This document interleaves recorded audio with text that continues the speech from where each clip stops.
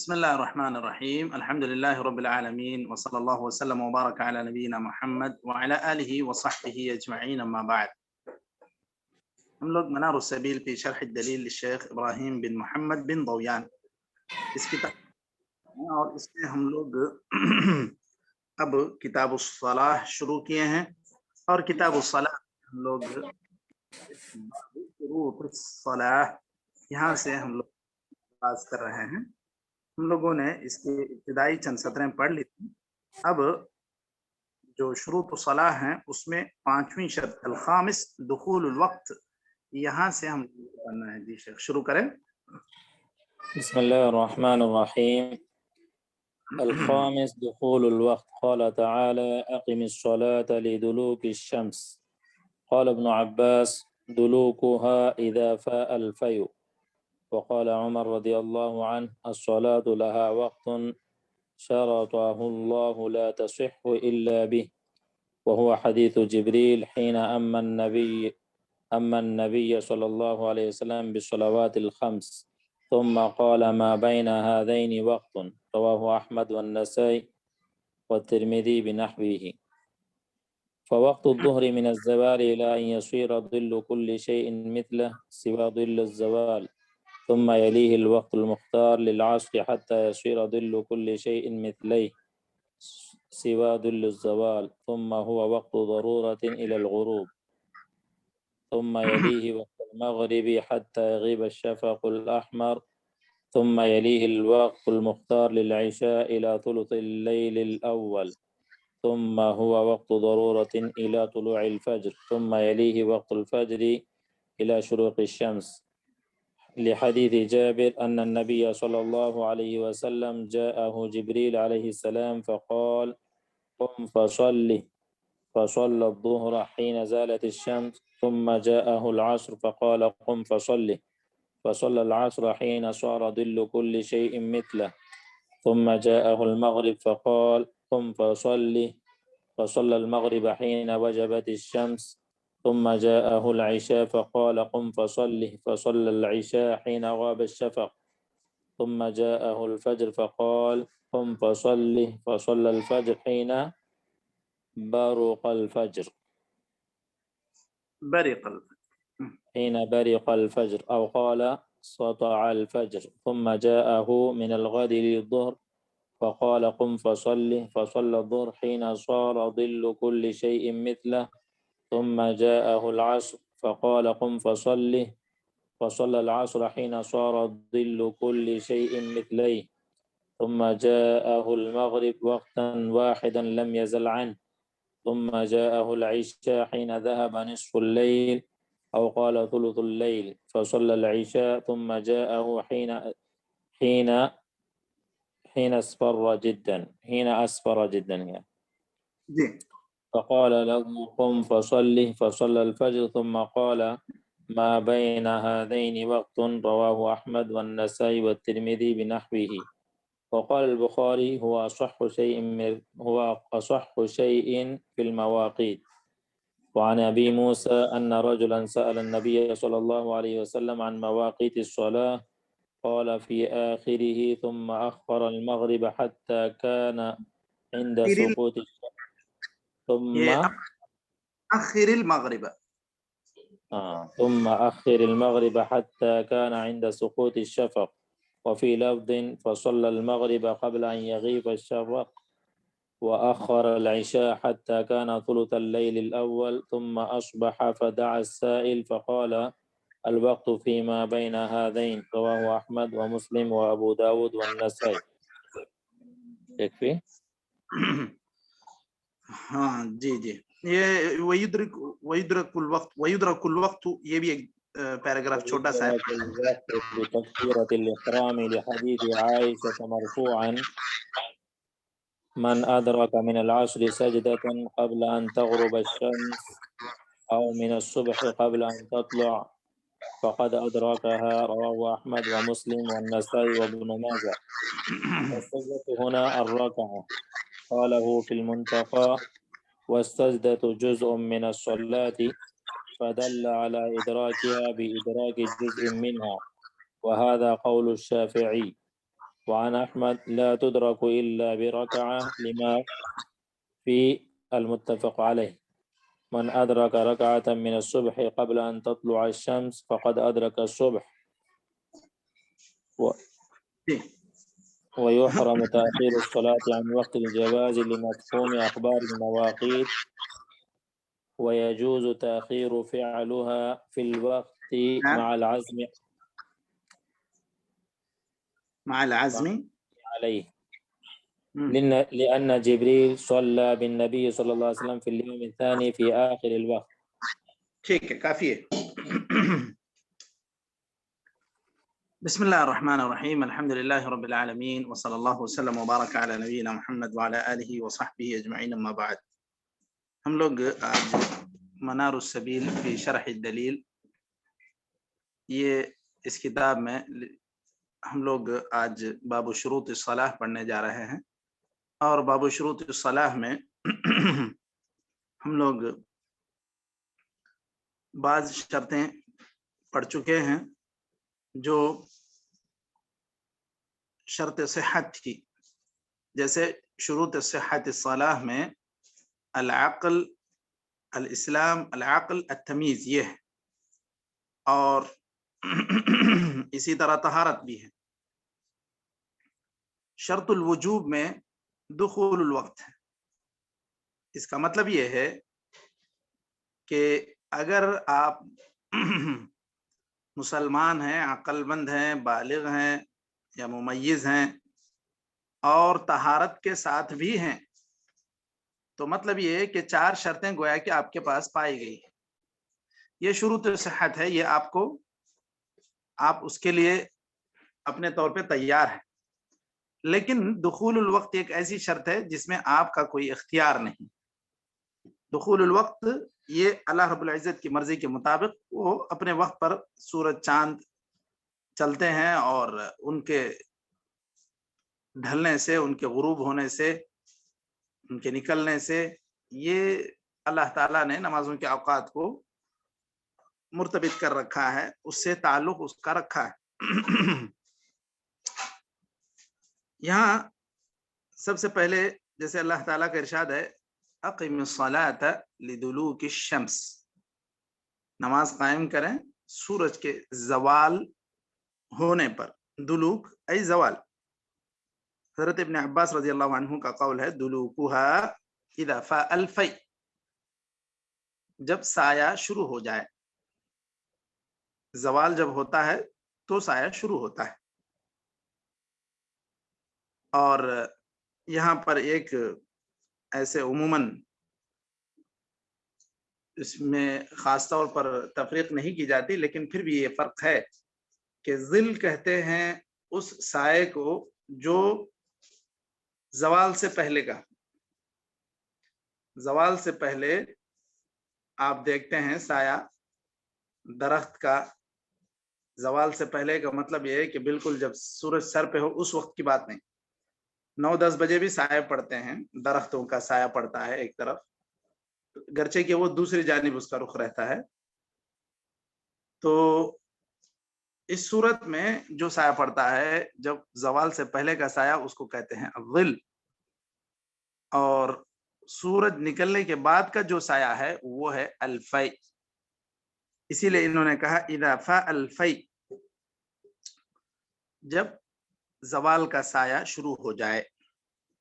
حضرت عمر رضی اللہ عنہ کا قول یہاں بیان کرتے ہیں الصلاة لها وقت شرطه الله لا تصح الا به. یہ نماز کا ایک وقت طے ہے اور اللہ رب العزت نے اس کو شرط بتلایا ہے، اور اس کے بغیر نماز درست نہیں ہو سکتی. آپ کتنے ہی خشوع خضوع سے ظہر کی نماز ظہر کے وقت سے پہلے پڑھ لیں، گرچہ کہ آپ پورے طہارت کے ساتھ قبلہ رخ ہو کر اور پاک صاف کپڑے پہن کر وضو کر کے پڑھ رہے ہیں ظہر کی نماز ظہر کے وقت سے پہلے، تو یہ قبول نہیں ہوگی. تو یہی مطلب ہے حضرت عمر کے بھی اس قول کا. اس کے لیے مزید یہاں پر دلائل ذکر کر رہے ہیں جو اقم الصلاۃ لدلوک الشمس قرآن کریم سے سورۃ الاسراء کی آیت ذکر کی گئی. اس کے بعد حدیث جبریل یہاں پر اہم بنیادی حیثیت رکھتی ہے. حدیث جبریل میں حضرت جبریل علیہ السلام نے اللہ کے رسول صلی اللہ علیہ وسلم کو آ کر نماز پڑھائی اور پانچوں نمازوں کے اوقات میں 5 نمازیں آپ صلی اللہ علیہ وسلم کو پڑھائیں، خود نبی کریم صلی اللہ علیہ وسلم کی امامت کیے۔ پھر آپ نے بتلایا کہ ان 2 وقتوں کے درمیان کا وقت نماز کا وقت ہے۔ کیسے؟ اس کی تفصیل مزید یہاں پر آ رہی ہے۔ حضرت جبریل 2 دنوں میں 2 وقتوں میں آئے، خاص طور پر ظہر کو جب پہلے دن آئے تھے، دوسرے دن اس سے تھوڑا سا تاخیر سے آئے، اور جب اسی طرح عصر کے وقت میں بھی پہلے دن ایک وقت میں آئے، دوسرے دن ایک وقت میں آئے۔ مغرب کے وقت میں کہا جاتا ہے کہ حضرت جبریل علیہ السلام اسی وقت میں آئے، تاخیر نہیں کیے۔ تو اسی سے پتہ چلتا ہے کہ مغرب کا وقت بہت ہی ضيق وقت ہے، تنگ وقت ہے۔ اور عشاء میں پھر تاخیر سے آئے، فجر میں بھی تاخیر سے آئے۔ پہلے دن ایک وقت میں آئے، پھر دوسرے دن ایک وقت میں آئے، اور پھر آپ نے کہا کہ ان دونوں کے درمیان وقت ہے، یعنی یہ ابتدا ہے وقت کی، یہ انتہا ہے۔ ان دونوں کے درمیان کا وقت جو ہے وہ اس نماز کا وقت ہے۔ اب حدیث میں یہاں پر ملاحظہ کیجئے کہ کب سے کب تک ظہر کا، کب سے کب تک عصر کا وقت بتلایا گیا ہے۔ ظہر کا وقت یہاں پر بتلایا گیا زوال سے لے کر ہر چیز کا سایہ اس کے مثل ہونے تک۔ مثال کے طور پر اب ہر چیز کا سایہ اس کے مثل ہونے تک ظہر کا وقت ہے۔ کہاں سے شروع ہے؟ شروعات کہاں سے ہے ظہر کے وقت کی؟ جی مشاہد،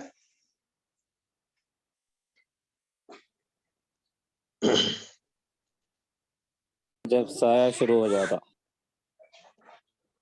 بالکل، جب سورج جو ہے بیچوں بیچ ہمارے سر پہ ہوتا ہے، اس سے تھوڑا سا ہٹ جائے گا، ڈھل جائے گا، ادھر مغرب کی طرف مائل ہو جائے گا، تو اس صورت میں وہ ظہر کا وقت شروع ہو جائے گا۔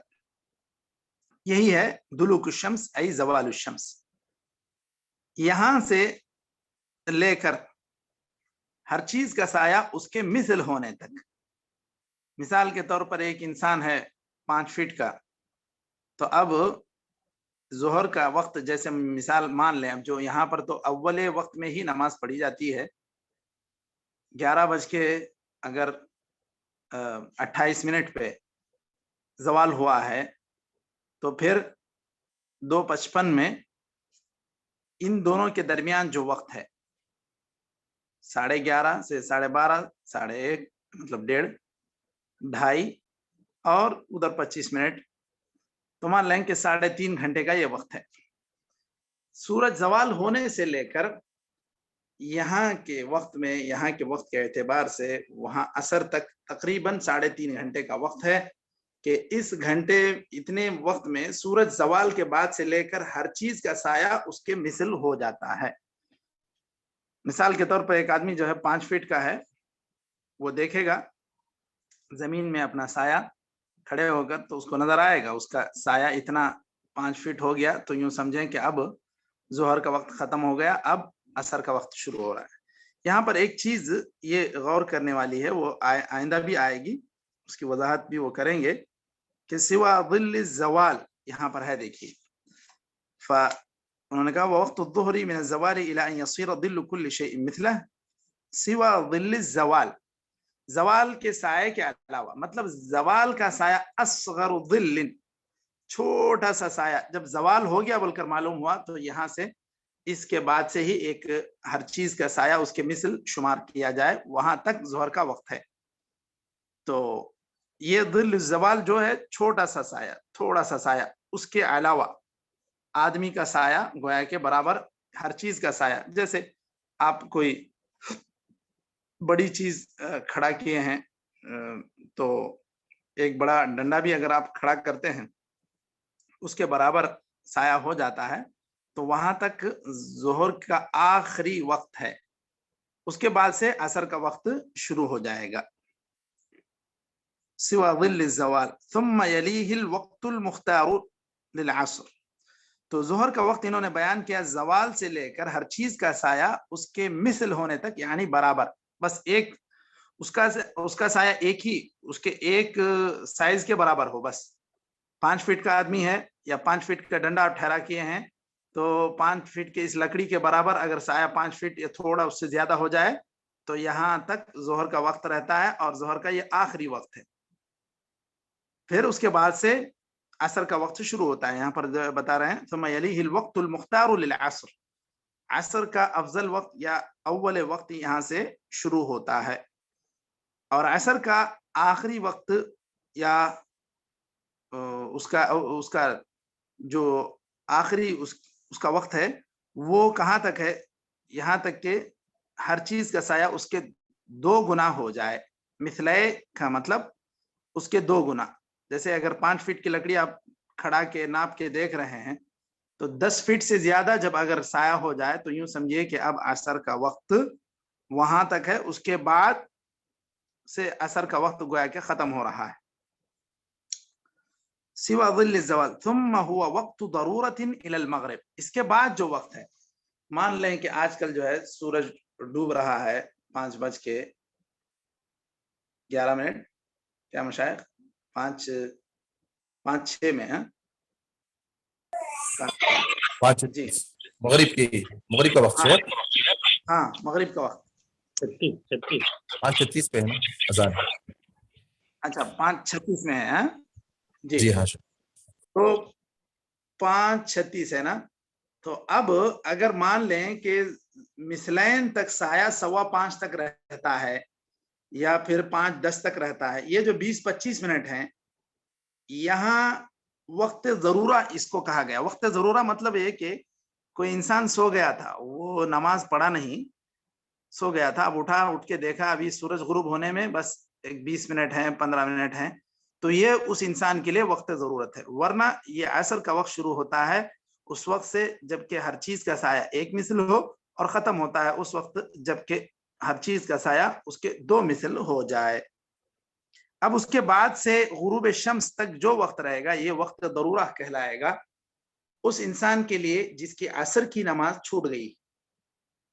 وقت ضرورہ کا مطلب یہ نفل نماز پڑھنے کے لیے نہیں ہے، یہ صرف اس انسان کے لیے جس نے عصر چھوڑی، مطلب اس کے تاخیر سے اس کے چھوٹ گیا کسی وجہ سے، مثال کے طور پر سو گیا، کہیں مشغول ہو گیا، تو ایسے انسان کے لیے وہ وقت ضرورت کہلاتا ہے مغرب تک، غروب آفتاب تک. پھر جب مغرب میں جب آفتاب غروب ہو جائے گا تو وہاں سے شفق احمر یعنی جو پوری آسمان میں جو لالی چھا جاتی ہے اس کے غائب ہونے تک مغرب کا وقت شروع ہوتا ہے. سورج غروب ہونے سے لے کر پوری طرح آسمان میں جو لالی چھائی ہوتی ہے مغرب کے بعد وہ پوری طرح ختم ہونے تک اس کا وقت ہے مغرب کا.